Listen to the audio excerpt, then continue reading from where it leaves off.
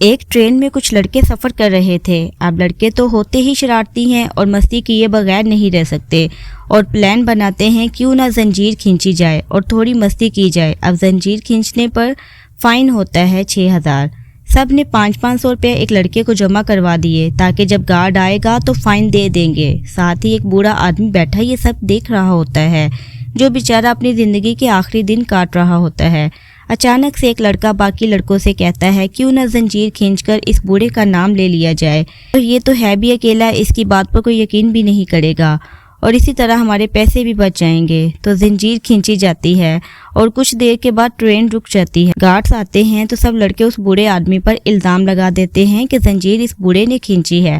اب بوڑھا آدمی بھی سوچنے لگا کہ یہ تو اتنے سارے ہیں، میری بات پر کون یقین کرے گا، تو وہ بھی کہہ دیتا ہے ہاں بھیا میں نے کھینچی ہے۔ گارڈز پوچھتے ہیں بابا جی کیا مسئلہ ہے بتائیے۔ تو بوڑھا بابا کہتا ہے ان لڑکوں نے میرے 6000 چھین لیے ہیں اور واپس نہیں دے رہے، اس لیے کھینچی ہے۔ آپ ان لڑکوں کی جیب چیک کرو۔ اب گارڈز چیک کرتے ہیں تو واقعی 6000 روپیہ نکلتا ہے۔ اب ان لڑکوں کو گارڈ لے جاتا ہے اور بوڑھا آدمی داڑھی کو ہاتھ لگاتے ہوئے اشاروں میں کہہ رہا ہوتا ہے کہ یہ بال ایسے ہی سفید نہیں ہوئے بچوں، اور آپ کتنے ہی ترم خان کیوں نہ بن جاؤ، ان بزرگ لوگوں سے جیت نہیں سکتے۔